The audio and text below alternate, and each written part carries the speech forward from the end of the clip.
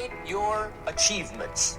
Live it up. Have a party when you reach something you've worked for a while. See, we all grow from two experiences. One is called the pain of losing. The other one is called the joy of winning, which also means make losing painful. If you set up something, fooled around, didn't get it, put it on yourself. On the other side, if you did get it, congratulate yourself. Self-congratulations is a sign of maturity.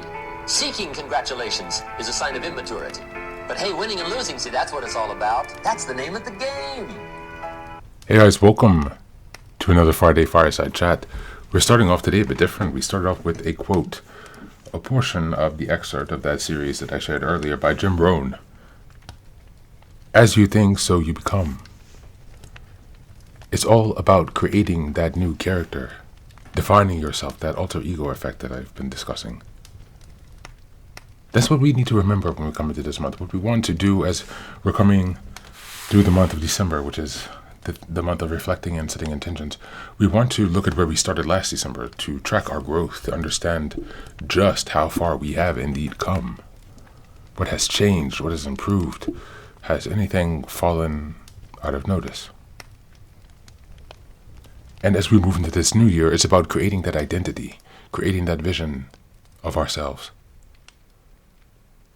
Perhaps much of the struggle that we have is, as trauma survivors, we're told to search for our true selves, to go inward, as opposed to creating ourselves. Perhaps this endless search inward for some inner child is a never-ending search that keeps us distracted from living, which is where we find who we are. And so I want to remind you again to avoid the traps that keep you spinning and to stay forward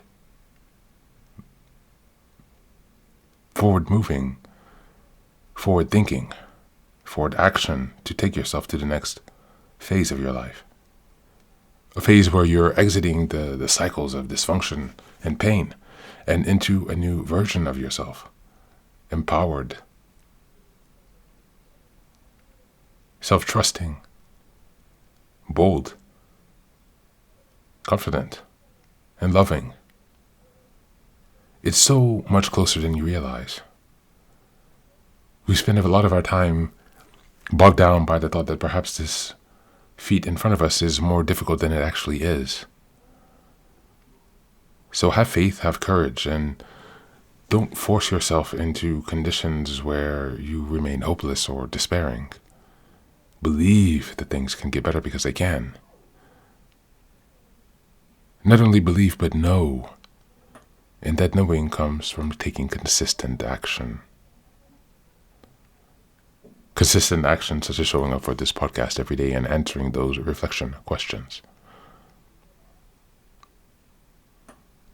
If you are doubting whether there has been any growth, I assure you, if you have been along for this journey, you will have seen growth for sure. It's impossible to follow this daily routine and to not see growth in yourself. As we close towards the end of the month, as we reach the end of the month of December, the next few themes are for week 3, releasing what no longer serves you.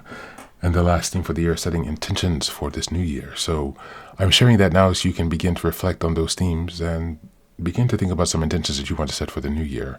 But in this weekend, take some time to think about where you've come in the past year, from this time last December. And then begin to gradually let yourself ponder as to what next December might bring for you. That's it for today. As always, thanks for being here. Take care of yourself and have a wonderful weekend.